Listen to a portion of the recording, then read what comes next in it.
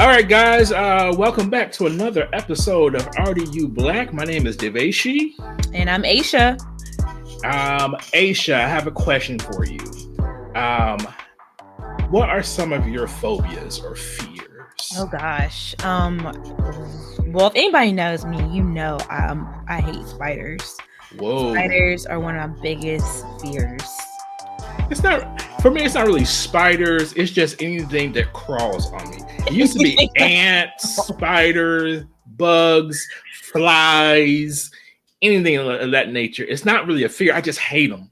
So it's I'm not really scared of them. It's just a ladybug.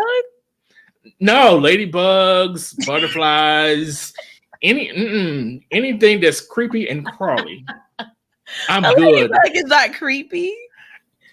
Worms, snakes, anything that can just sliver on my skin because I'm very ticklish. So, and I have sensitive skin as well. So it's like I can get infected so easily, and I'll just swell up like a daggone peach. So no, none of those things. Especially like when you down south, those bugs be like, ooh. Yeah, I was about to say, like, how did you even grow up in the South? I mean, we were surrounded by bugs all the time. Honestly, I kind of grew up in the South. Even though I'm from Kinston, my dad was in the military, so he just moved around a lot.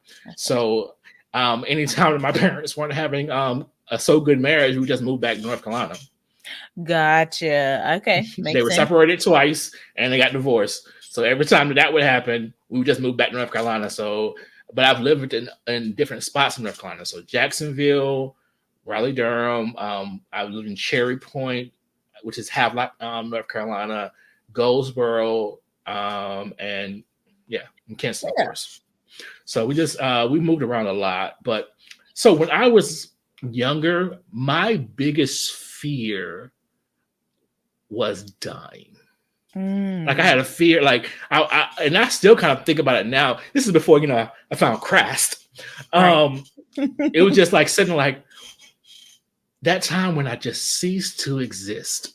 Like how I'm feeling right now, I'm just not gonna feel. I'm not gonna feel anything for the rest of eternity. It's really interesting that you had those feelings as a kid, because I always felt like opposite, like not really caring about it as a kid, because when you're young, you think you have the rest of your life. So you're like, I don't know exactly what you were doing, but I'm jumping off of cliffs, I'm riding my bikes up and down mountains, like I'm riding across the road, playing chicken, and cars are like doing all this like life-threatening stuff that if my like parents knew that I was doing, or my grandma knew I was doing, they'd probably have a heart attack. But like just like adventurous, just doing what kids do. And never really had those thoughts as a kid. And I did. I was a weird kid then. I'm just saying, because I don't know. It was one of those things of I always had a fascination with age, and although I've never wanted to be any older or any younger than I was right at that moment, and that's still like I've never wanted to be older when I was younger. No, and now I'm older. I've never wanted to be younger. I really embrace the age that I'm in. Wow. And that's not everybody, of course. I can't wait till I'm 18. That's right. Yeah. It's like, oh my God, I'm about to turn 30. Oh, my brother is turning 29 this year, and he's like, oh my God, I'm getting old. I'm like, whew, what you gonna do at 40? Right. For me, it was 21. Like at that time, I'm a preteen, and I was a teenager, preteen to teenage years. I could not wait to be 21. Like that was the year I wanted to shop, because my mom wouldn't let me shop in Forever 21. So when I had, a little money to go to the store, you can go anywhere else, but you can't go in Forever 21 because the clothes were like, they were sexy, right? They were for girls who were older. And so I liked that it was revealing. I was like, oh, I can't wait to wear a cute little black dress and go to the bar and wear heels. Like 21 was like, I can't wait. Like, so I'm here. I am at like 11 years old, but like, I can't wait till I'm 21. Like, just oh my goodness, wanting to just live a lavish lifestyle. Because I just thought that once you got to that age, like you were just like free, you could do anything you want. I just didn't realize you got to have money to do that stuff. So I was today's date. As far as age, I was today's years old when I just made the correlation of Forever 21 is for 20 to feel like you're 21 forever. Forever. Why did I ever make that connection before right now? I'm like, why were you waiting for Forever 21? Just go to Forever 21. Duh, it's for 21-year-olds. Yeah, and I think that like people shop there, like definitely people shop there in high school, but my mom just like wouldn't let me. So it wasn't a place I didn't actually get to. I got to walk through there, but I didn't actually get to buy anything until I went to college. When I went to college, I was able to buy like clothes, you know, because I was on my own. And that was your store. I went was for Forever 21. I was like, oh yeah, like all my friends, like we was all shopping there. I'm like, just couldn't wait. So that was. Do you still shop there now? That. I was thinking about being Forever 21. Do you still shop there now? Occasionally. Now that I'm an old millennial, I really don't like going to the mall that much. So same. Right. So I guess the older I get, like mortality becomes it just becomes a question. Like my mother is turning 60 this year, and just kind of watching her just get more and more seasoned, and really taking the time. Okay, I have to start thinking a little different, because my generation, we didn't really talk about what happened after you're gone from this earth. Because when my grandmother passed, I was 26, 25, 26, and my mom, she in those last couple of weeks to months, she sat with my grandmother in the hospital. Like, she took off her work and everything. But my grandmother didn't really have the best life insurance, you know. A lot of those medical bills were like handed down to my mom and the rest of the family, because she just was not stacked like she needed to be.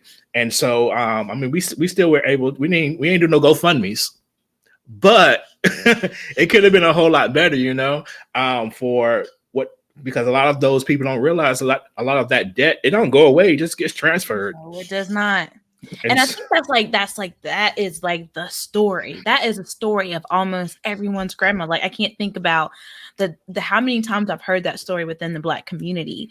And it's like there's this lack of caring, you know, really for the older generation. And it's not, like I said, it's not about people being irresponsible. It's about the lack of knowledge. What do I need to do to set myself up so that my family doesn't have to go through that? What do I need to do to set my up so my kids are not doing GoFundMes and trying to raise money to pay for my own funeral? I mean, like, that is a common story that I will really love to just kind of like end with our generation, because we are more equipped, we're knowledgeable, and we've hired financial advisors to be able to help us in these situations. So our parents are set. So when that time comes, nobody wants to talk about that time. But listen, Big Mama is gonna die one day. She is, and I mean, I get it. She's the matriarch. She's the rock. I get it, because the same way in my family. But let's have the conversation. Let's have the conversation. I told my mom, I had a conversation with my mom. It was last year, and especially during the pandemic and all of that, I was like, no, we have to sit down and let's talk about this. Because I think my grandmother was maybe 65, 66 when she passed. So she was still young. And my mom was turning 60. And although that's not old, you know, she ain't Joe Biden old.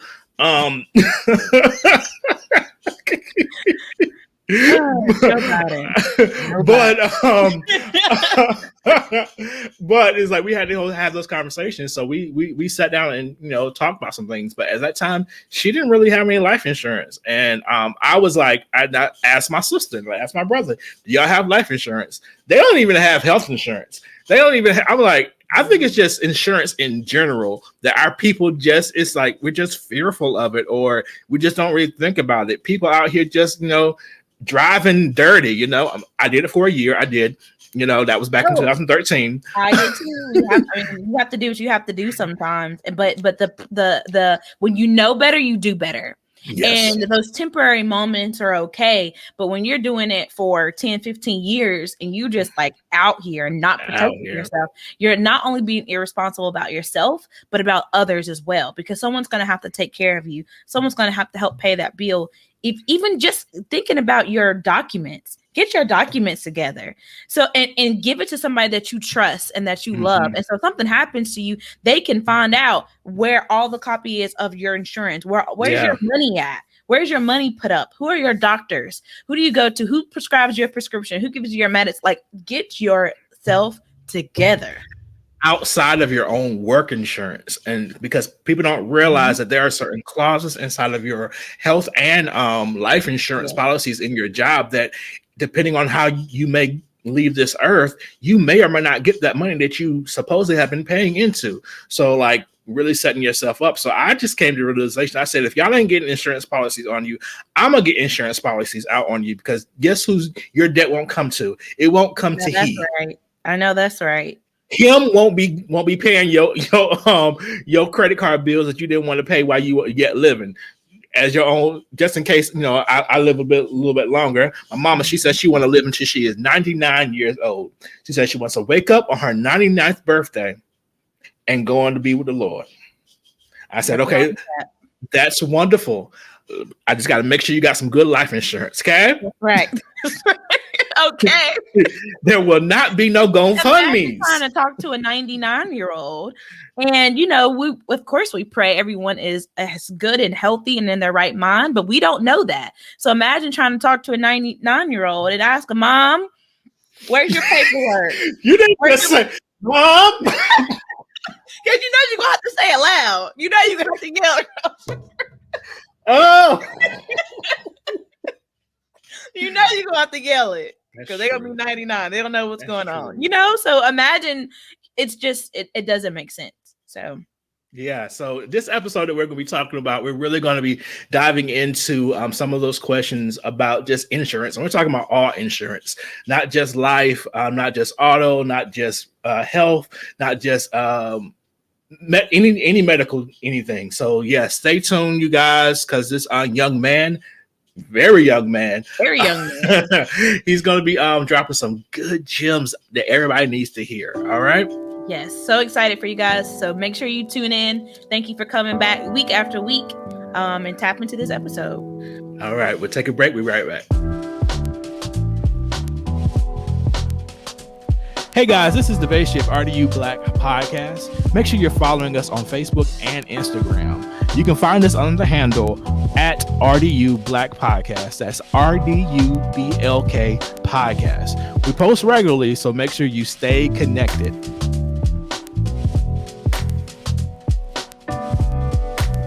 Okay, guys, welcome back to another good episode of RDU Black Podcast. Aisha, this is going to be an interesting one today. It is. I'm actually really excited. I love this topic. I have not really been scared of this topic, but it's the older you get, the more it becomes more relevant. Trust me. Absolutely. That is so true. I was able to participate in an awesome program about 2 years ago at the River Church in Durham. So shout out to my hometown church. Well, Durham is like home to me, so this is my hometown church. You are from Lexington. Our church was actually able to offer this great program regarding financial literacy called the River Wealth Institute. And so I'm very thankful for that. And that really helped jumpstart everything that I really needed to be a real adult, like saving money and getting life insurance and building wealth. And just making sure I have all of my ducks in a row, open up an IRA account and 401k, and just monitoring these things I really didn't think that much about, because like any other young adult, I think I have the rest of my life to figure all this out. And that's not always the case. You're absolutely right. So I'm going to go ahead and bring up our guest today. We want to again thank you guys for being loyal listeners and holding us down every week. Today we have Kenny Jones, a graduate of the illustrious North Carolina A&T University. He is a licensed agent in North Carolina, South Carolina, and Georgia. His passion is to empower and educate the community of the importance of protecting one's assets and life. Another passion that Kenny holds dear to his heart is coaching and training future and current agents. Kenny has a YouTube channel, Kenny J TV, which he uses to create video content with vital information on social media to reach as many individuals who are interested in pursuing the insurance profession. Kenny is equally passionate about giving back to his community, which he has partnered with several organizations who specialize in mental health, substance use disorders, and individuals diagnosed with Alzheimer's because of his experience with his grandmother. In his spare time, he enjoys traveling, gaining more knowledge about the insurance industry. Ladies and gentlemen, please welcome Kenny J. How you doing, guys? What's up, Mr. Kenny J, Mr. YouTube? How you doing? How you doing? Doing wonderful. So, man, we just want to kind of just dive into it really, really quickly, and just kind of let us know about who is Kenny J and what is it that you do out here in the RDU area. Okay, yeah. So I went to A&T, and after I graduated from A&T, I actually worked for Enterprise. It was a cool job at first. I was a sales manager, but I got very stagnant, with the politics and things like that in corporate America. You deal a lot of that. Then the pandemic came, and I had the opportunity to take a paid leave, and I didn't really know what I wanted to do next. But after being, outside of work for about 4 to 5 weeks, I said, I want to do something on my own. I want to be an entrepreneur. Both of my parents are serial entrepreneurs. They built multi-million-dollar businesses, and I know I wanted to follow their footsteps in that. So I came across insurance. A lot of people don't know that insurance in the financial services industry has the most millionaires out of any other industry in the world. So I know I wanted to be a part of that.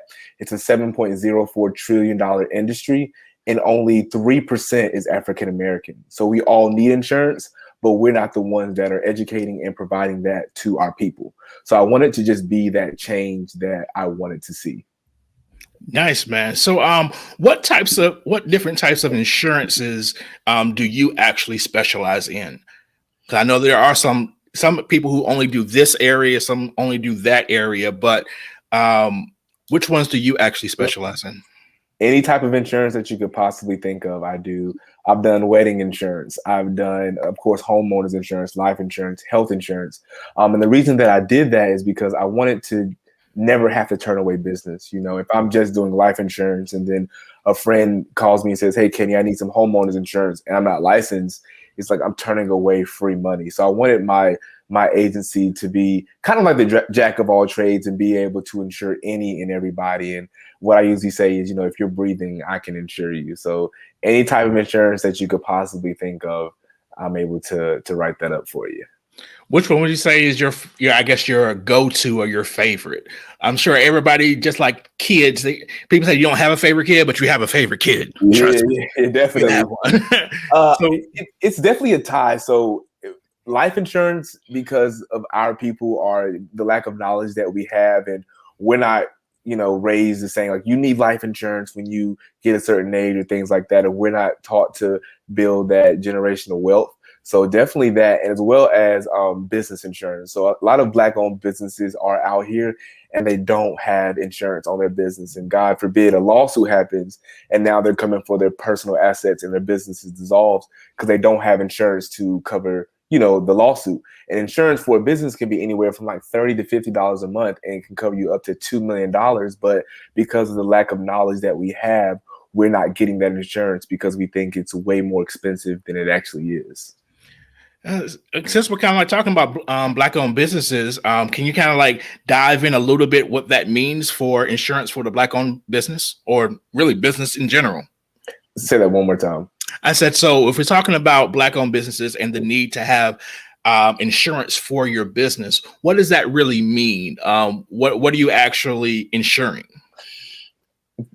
Really, it's for like liability. So if I own let's say I own a business and I cut grass for people, you're like, I don't need insurance, but you do. Let's say I'm cutting the grass for Miss Sally, and then a rock goes under my lawnmower and it, catapults into a window and it ruins her window. Now somebody has to pay for it. It's not her fault. She hired your business to cut her grass, and now either you're going to come out of pocket or your insurance is going to pay for it. So you're always covering third-party liability. The most common type of insurance that a business can have in the base is called a general liability policy. It covers any type of, if you ruin any premises that's rented to you, if you have any medical payments that you have to pay out. All that is covered under that general liability insurance policy.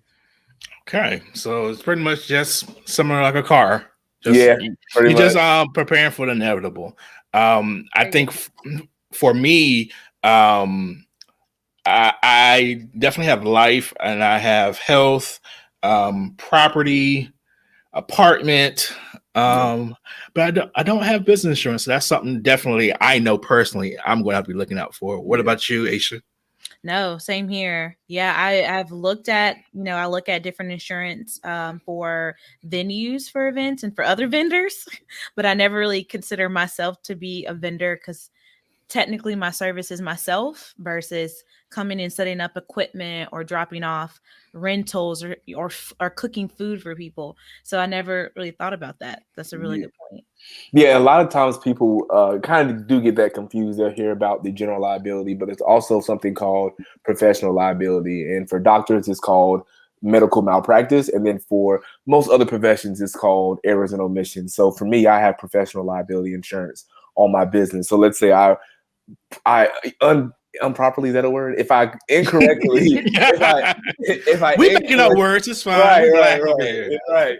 If I incorrectly insure somebody, my professional liability will cover that. I've seen time and time again where insurance agents don't correctly insure like an accountant, and then he gets sued from his client because he wasn't properly insured, and now he's going to sue that insurance agent. So you have to have professional liability to cover yourself, and people like wedding planners and things like that have professional liability because if something that you do wrong, a lawsuit's going to be out against you. Yeah, it's a really good point. Well, you got us thinking. Yeah.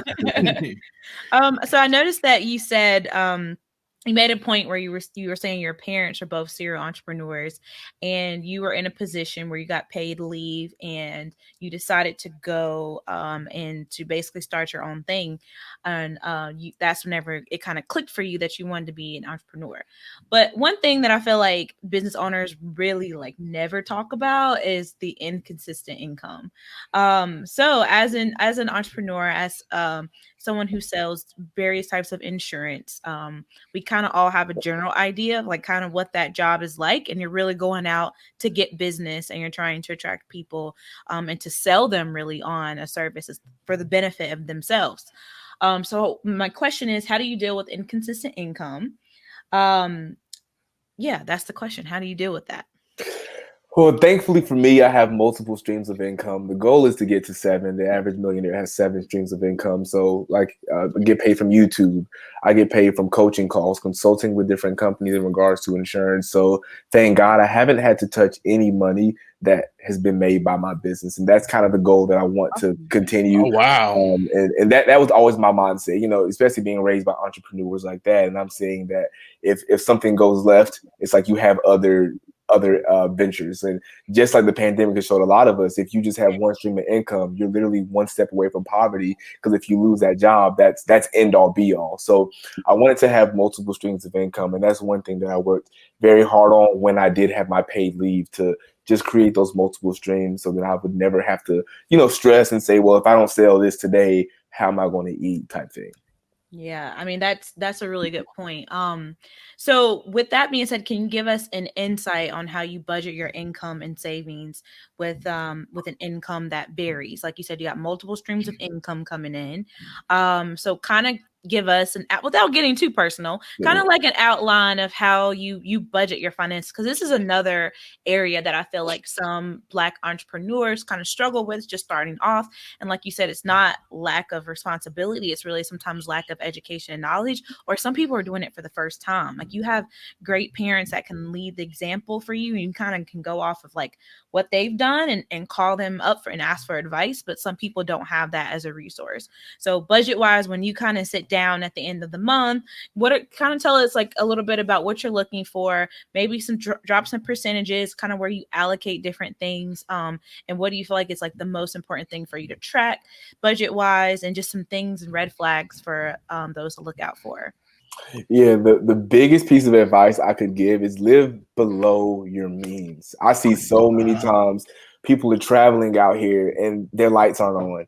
People get their tax return and now they're going to buy a 50-inch TV every year. I don't get it. It's like you're not handling what you have to do at home. And even when I was younger and I was working at Fossil, which is like a watch store, and I would see all the time parents would come in and they would buy their kids really, really expensive Christmas gifts, and they wouldn't have enough money to pay their bills. And they're like, let me check my account to make sure I have this, that, and the third. Yes, as parents, I know you want to give your kids everything that you didn't have growing up, but you still don't have it.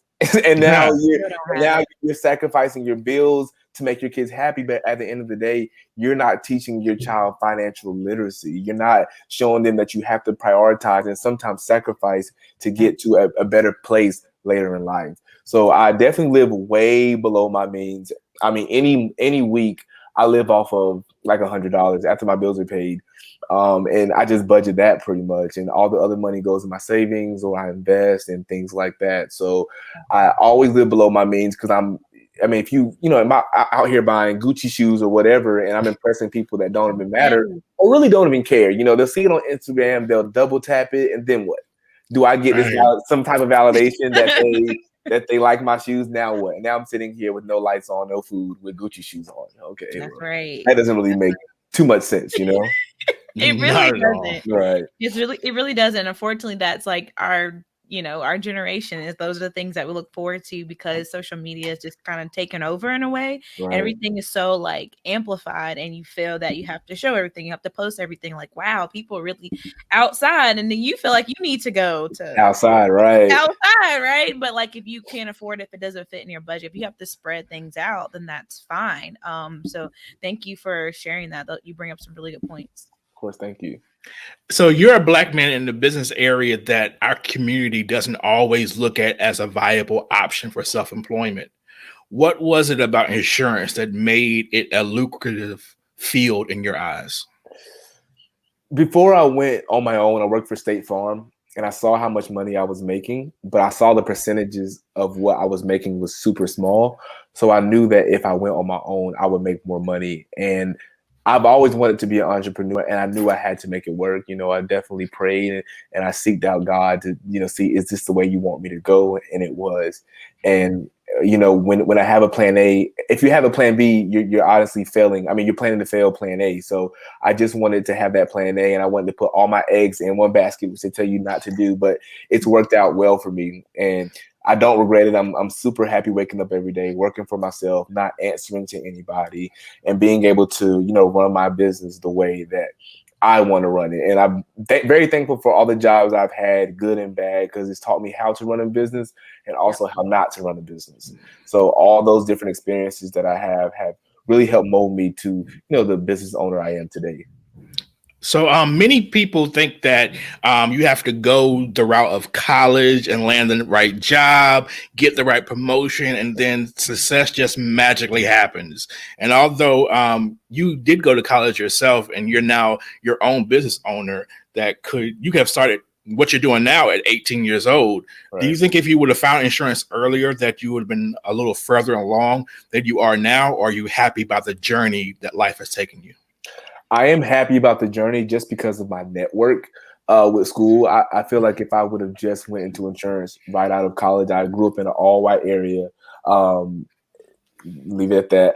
And and I didn't know a lot of successful Black people, so my market wouldn't have been as successful. But now I'm, writing policy for business owners, for doctors, for lawyers, for nurses, different people like that. And so that's the type of network that I wanted to be a part of. Yes, I didn't need college, but the network is something that I truly benefited off of. Over 50% of my clients are people that came from my university or people that I networked with while I was in college. And it gave me a sense of confidence as a Black man. Growing up in a all-white area, I wasn't as confident because, you feel like you are the minority, which you are. And I felt like I was somewhat less than them. But then going to a college, and I call it Wakanda, where you're in this magical land for 3, 4, 5 years, however long you're there, it gives you a sense of confidence that truly nobody can take away from you. It was okay. It was A&T. the greatest in all the land. I don't know if it's the greatest in all the land. It's pretty cool, but I went to North Carolina Central University. Oh, thank you, sir. Dirty Birds, okay. Oh, okay. Oh, okay. Filthy dogs. I mean, if you want to fight, we can fight. No, but I think that's really cool that because we've talked to other people who primarily have a background with HBCUs and really building that sense of community and also connection. It really aided in the progression of their business. And I think that that's a common thread for a lot of Black-owned businesses, is really finding who that tribe is and kind of building from there. And I'm pretty sure you kind of reached from that tribe to really start Remedy Insurance. And can you kind of really tell us about that story, about how that all came together and the partnerships that you made? Yeah, so Remedy, it goes back to my grandfather that's passed away. He had a nonprofit which was like Remedy. The name of it was Remedy, and essentially I just took that name and kind of rebranded it just in his legacy. And I have the remedy for your insurance needs, you know.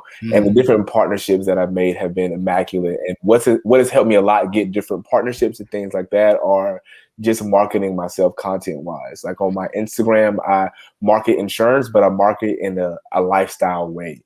So essentially, it's not like me just saying, do you need car insurance? I can save you 30%. It's more so like one of my pictures is I'm at the coffee shop. I had a photographer with me and I was on my laptop and just saying, like, you know, working from home can get draining, and it's important to switch up your scenery, go to a coffee shop and things like that. And I talk about the flexibility of insurance. So I'm constantly posting content in regards to insurance, but it's not like in your face, like buy this insurance from me. It's more so this is my lifestyle, because this is my business and this is who I am. So I've created a lot of partnerships from that, as well as YouTube. You know, consistency is key. And I had a YouTube before my insurance, but I was never consistent. And once I picked up insurance, I started my insurance YouTube July of last year. And ever since July of last year, I have not missed a week of posting. And the consistency, right, it's rough. I know it's rough. I tried. I only got 3 episodes out, and I said this is too much. It's a lot, but the consistency it shows, and then YouTube will start picking up the algorithm, and then one thing led to another, and then here I am today. So, you know, anything you do, business or any type of, you know, social media platforms you have, consistency really is key to, you know, going to that next level. Yeah, I'm guessing you're a millennial, right? Are you a Gen Z or you're I'm Gen Z. I'm 23. Okay, so you're Gen Z. Okay, so you're literally you're completely tapped into social media. You guys that are listening, you have to go follow his YouTube channel, Kenny J TV. Look him up if you have any questions. He does a weekly posting, and he also does live streams. So if you have questions, he has answers. But Kenny, can you tell our listeners the importance of having a consistent social media presence and how that aids to how your business has garnered success? Yes. Consistency, as I said, is key. And people can't support you. People can't buy from you if they don't know that you're out there. If I were to, you know, when I got into insurance, if I'd never made a post, how would people know to reach out to me?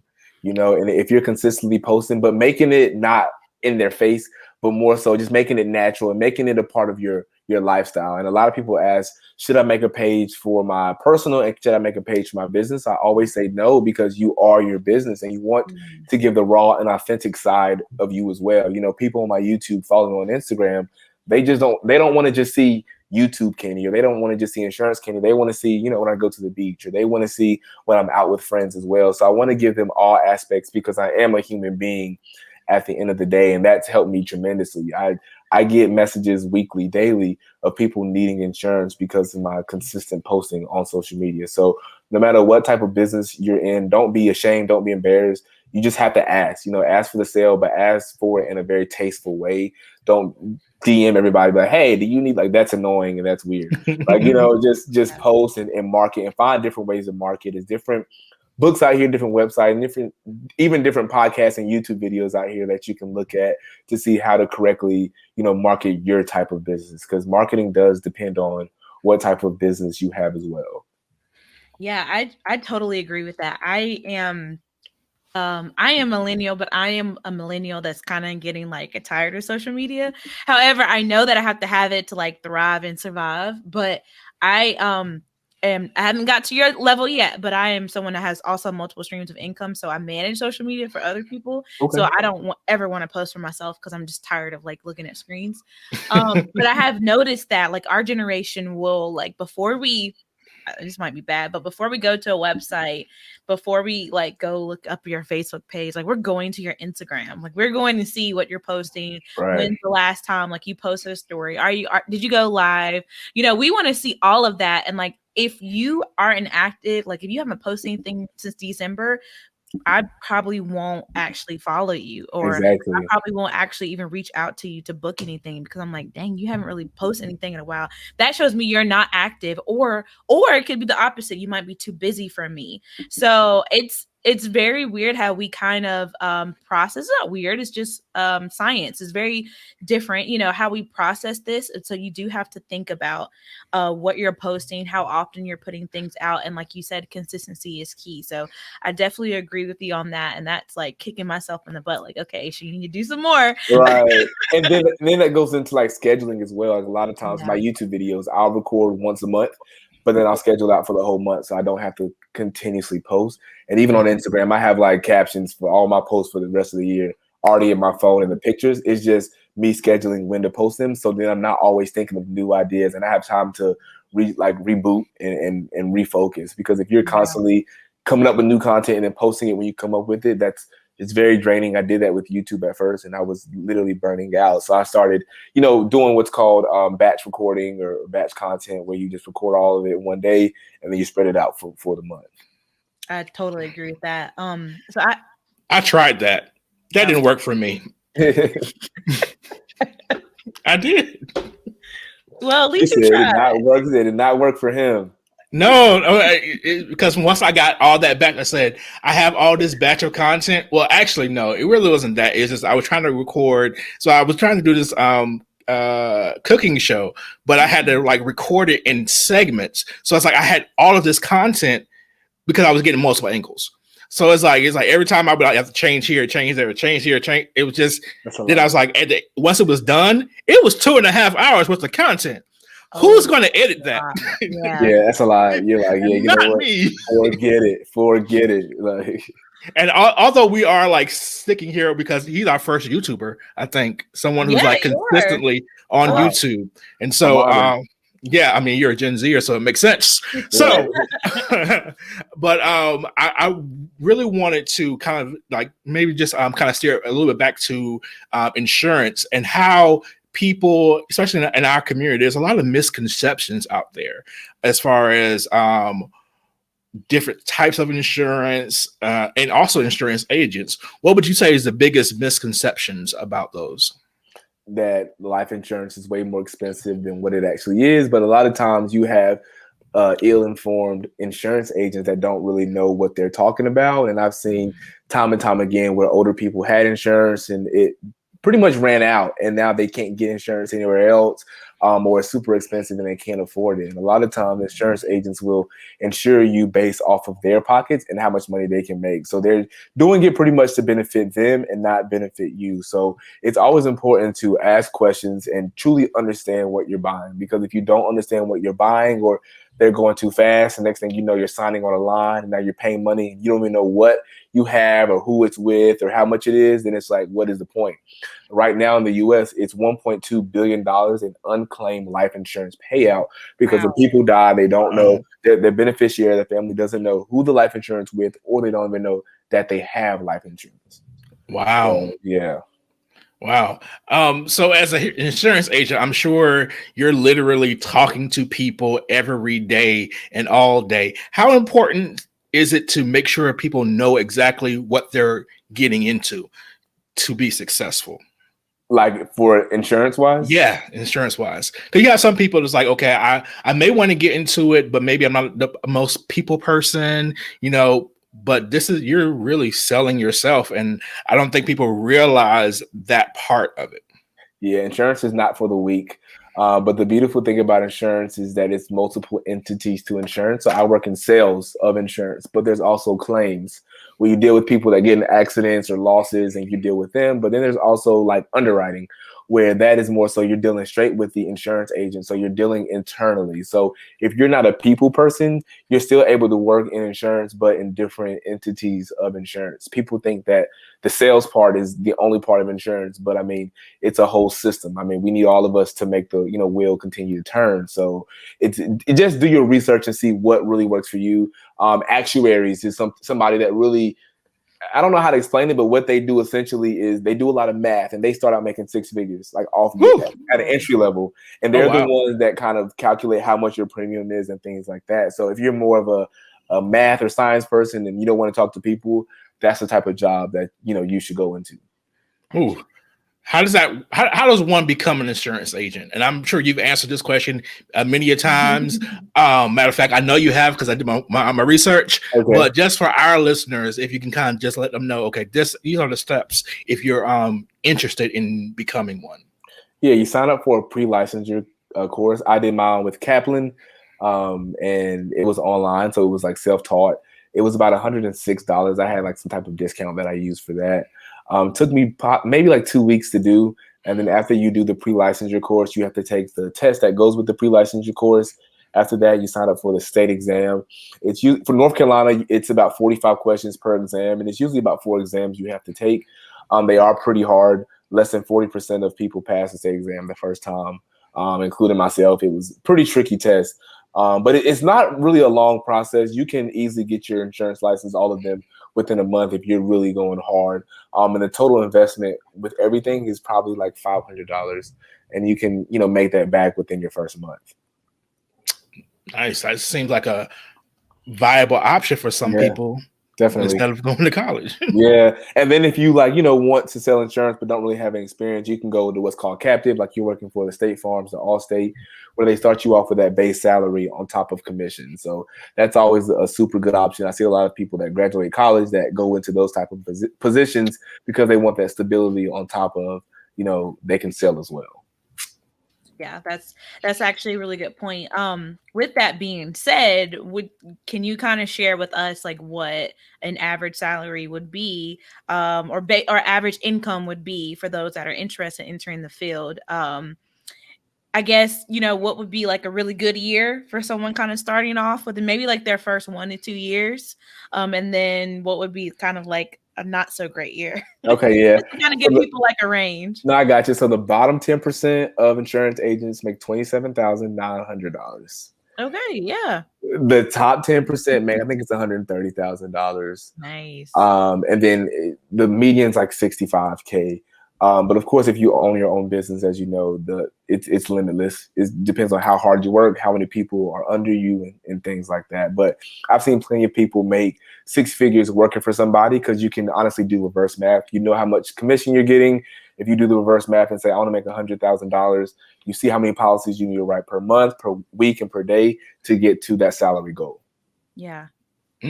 So, you have any funny stories about any interaction that you've had that kind of maybe sticks out to you as far as maybe any interaction you may have had with some customers? I'm pretty sure you've either gotten hung up or cussed out or something like that in your time. Yeah, definitely. Thank God, with my own business, I haven't got hung up on anything. That's by the grace of God. But with State Farm, I remember I was doing a life insurance policy for this lady. She was like 24, 25. And, you have to ask about nicotine. And I was like, do you smoke? She's like, yes. And she's 9 months pregnant.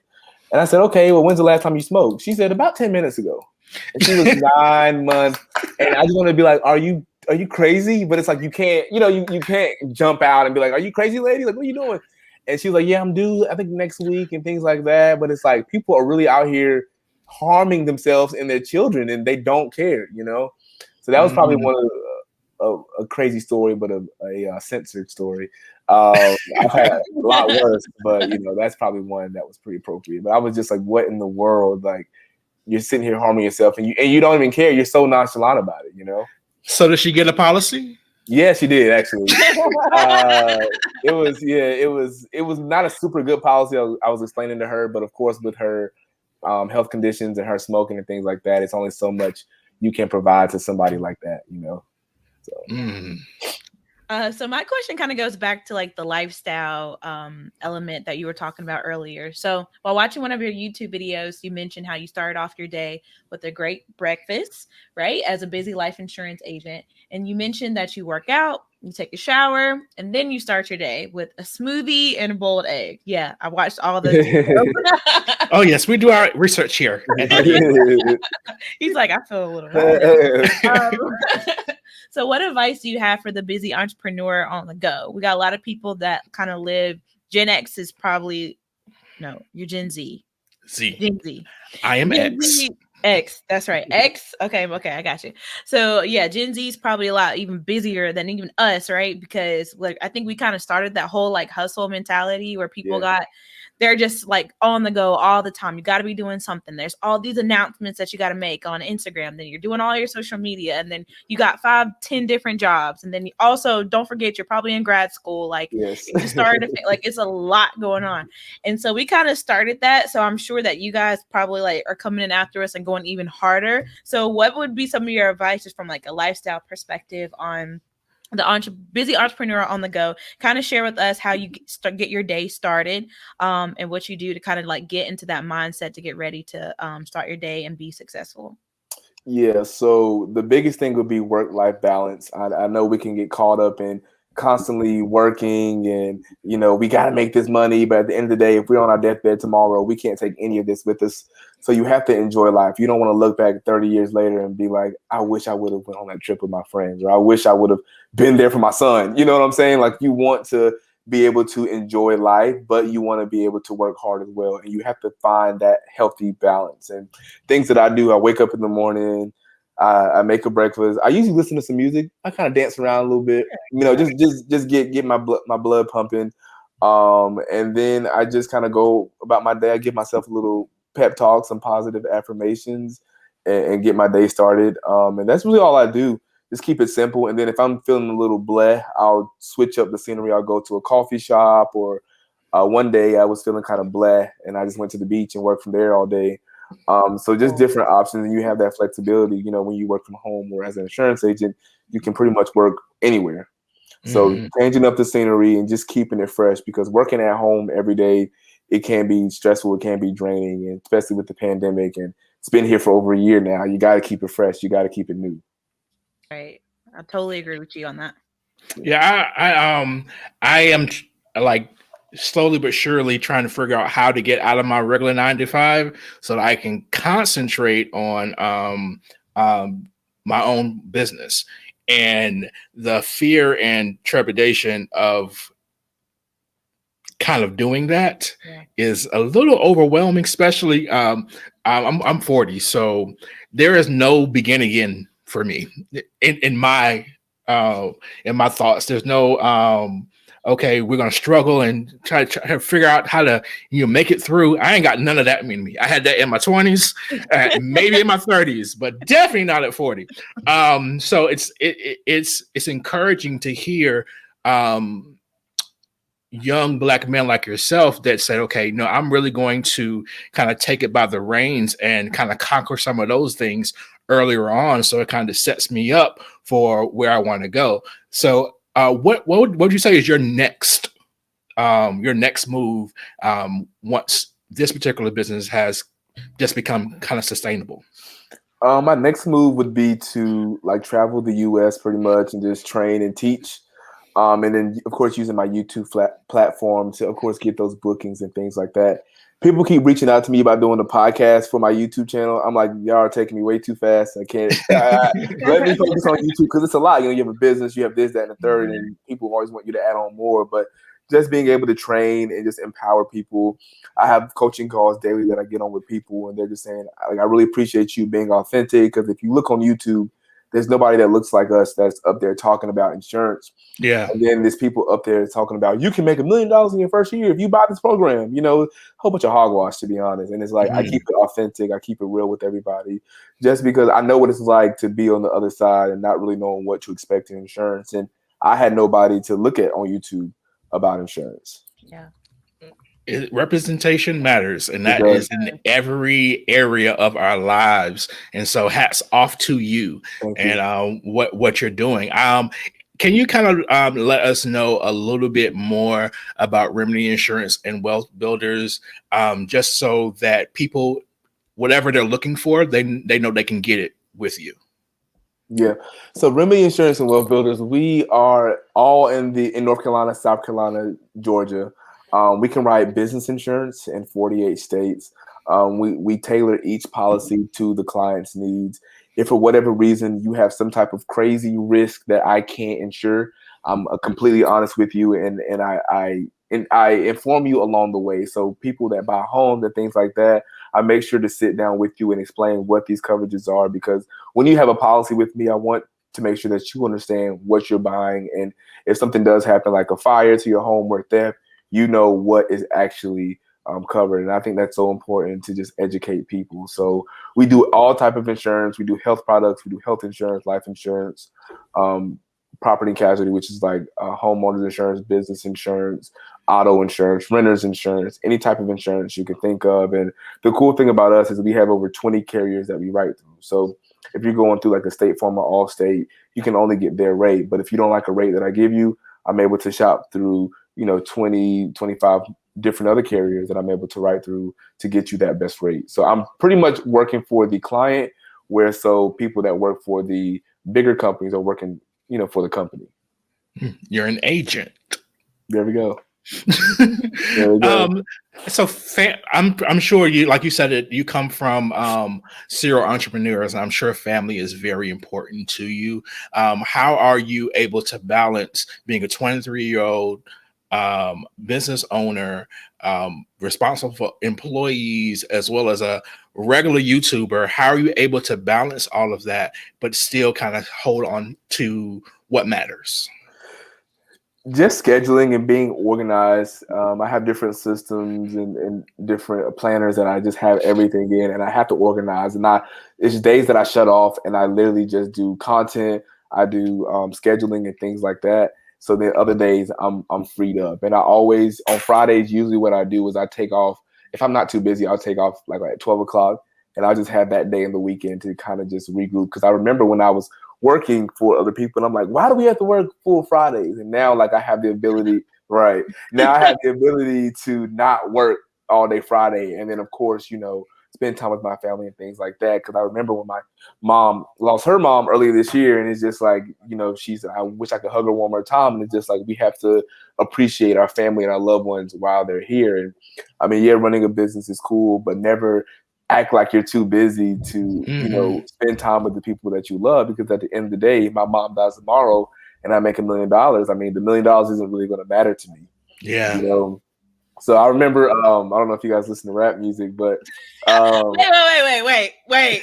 Did you just son us? I think you just sunned us, sir. Really did. Like he looked us up and down. I don't know if y'all old people listen to rap music. Wait a second. First of all, I'm millennial, so we're not that, like, you're not that younger than me. Okay? I can't speak for DeVashi, but hold on. First of all, so she just came for you too. See, I really did. That's crazy. Really did. It's fine. Than me. It's really not that deep, but okay. Yes, we listen to rap music. Go ahead, Kenny. And the baby was saying in one song how he won his first, I think, BET award, but his father died the same day, and none of that mattered anymore. Don't act like y'all know that song, because y'all don't. But you said the baby. Wait, who was it? The Baby. Do you know who the baby is? Yes, he named his first album after his dad. Yeah. Wow, look at y'all. Okay, I do y'all research. Okay. No, we just ain't old and decrepit. We still black. Well, first off, this is the first time I've ever felt this way. Like, his first album wasn't named after his dad. That was his like 4th or 5th album. But I'll let you have it. Okay, it's fine. I am not a fan, but yeah. Yeah. Going back to say, like, you have to spend time with people that you love, because at the end of the day, success is nothing if you have nobody to pretty much spend it with. Yeah. That is a fact. So, Kenny, I usually ask the same question at the end of all the podcast episodes, but I wanted to kind of switch it up this time with you. I wanted to ask you, I usually ask people what type of like podcasts and things that they listen to or books that they're reading, whatever kind of that they use to pour into themselves so that their cup is like full at the end of the day or at the end of the week. But I wanted to ask you in terms of just like, DeVashi? I'm still here. Okay. Oh, I don't know what her question was going to be. Wasn't that great? That's never happened to her. It's always happened to me. Yes. I was like, whoa. You froze and you were like, and I was like, oh, did he freeze too? Like, no, I was freezing because like, what just happened? You're about to make a good point. I know. Go for it again. A really good point. Really good point. So sorry about that. Anyway, so my question is to you is in terms of financial literacy and wealth building, what are the materials and resources that you're currently using just to kind of educate yourself and maybe even refer to educate others? Like what books are out there that we need to be reading? What websites are you on? What are you using just to kind of like look at every day to keep yourself up to date and as relevant as possible in this industry? So it's really crazy because people always send me like books that I should read, like 10 Steps to Financial Freedom and things like that. But honestly, what I read are like manuals, like how to properly insure or like 10 things you need on your auto policy. I read weird stuff. And even on YouTube, like it's something called a certificate of insurance. And it's a really long document. And anybody that has a business, they have to have one. And I have literally watched that 30-minute video of how to correctly fill it out. So I look at things like that, which doesn't really help benefit me, but I'm a huge nerd when it comes to insurance, and that type of stuff intrigues me. And then I look at it's a few YouTubers out there that I look at that are insurance agency owners, and they just give different tips and things like that. I look at that type of thing. But podcasts, I listen to a few podcasts. One of my friends has one, but hers is more so like toxicity and like, that kind of thing. Yeah. But of course supporting, but I haven't really found a ton of podcasts, or maybe I haven't been looking, to be honest. Sure. I need to get on that more. But your podcast is the best podcast out here. So I was about to say, we got one you can listen to right now. Right, it's the best podcast out here. You're like going to be like episode like 13 or 14, actually. So get on it, Kenny. Yeah, I'm gonna get on it. Yeah, definitely. So Kenny, this is my last question. If you could just take a moment to really just speak to any entrepreneur or future entrepreneur that may be interested in starting their business, or they've already started and they're just kind of feeling that lax type of feeling, just a couple of words of encouragement that you can kind of speak to them as our closing remarks. Okay. So any words, I would say don't give up. Your darkest hour comes before your dawn. It gets better. I always say I'd rather be broke working for myself than making money working for somebody that I don't like. You want to be the change you want to see, and always remember your why for starting your business, and keep pushing because it does get better. Seek out mentors that are in your profession that are super successful, and don't be afraid to ask for help and seeing what they're doing, because there's no reason to reinvent the wheel. Just ask them for guidance and mentorship, and always remember to keep God first. Yes, sir. Everybody, clap it up for Mr. Kenny J. We are so thankful for you taking the time to kind of speak with us and let us know a little bit about your story. I think it's good to kind of hear different perspectives, different age brackets as well, just so people can kind of hear kind of what this generation is moving towards, because I know kind of talking with even teenagers, we're talking about 12, 13, 14-year-olds is like, well, I don't want to go to college. I want to go right into business. Whereas that wasn't the direction for my generation. We really was like, okay, we might have been the very first people in our family to complete college, And so it's like, now it's like, okay, I don't know about college, especially with the people in COVID land. It's like, I'm just wasting money if I got to stay home. So right. It's good to kind of hear from someone who said, okay, no, I'm going to take my own bootstraps and create something. And so I can have some longevity over in my own personal life, so that I can kind of be able to, support family, support myself, and really make an impact out there. And I believe that you really are making that impact. Thank you. So keep up what you're doing, sir. Thank you. I appreciate it. Let us know how we can, people can follow you, how they can contact you, and all that, both you personally and also your business. Yeah. So my YouTube, you can go to youtube.com/KennyJTV. It's all one word. My email is KennyJ@remedy, like the word remedy. I is in igloo, W is in water, B is in boy.com. And those are the two best ways to get in contact with me. I'm always happy to talk to entrepreneurs and people that are looking to get into insurance as well, and just, being that voice for them to help them get to that next level. Yes, sir. So y'all got it right there. You, everybody who's out there, you millennials, you Gen Zers, you Generation X's, you baby boomers, everybody, because everybody needs some insurance, right. Especially our Black-owned businesses, because that was probably eye-opening for me, to make sure that I am insured, even though my business is 100% digital. I still don't want nobody suing me because their website went down, and I ain't got nothing to do with that. I'm so sorry. These contracts are locked solid. So if you want to sue me, I want to call Kenny and let him know somebody trying to sue me. Kenny's not a lawyer, so I don't even know why I would call Kenny. But thank you so much. I feel like I can call Kenny for anything. So okay, pretty much. I got you. All right, guys. Thank y'all for joining us. We'll see y'all in the next one.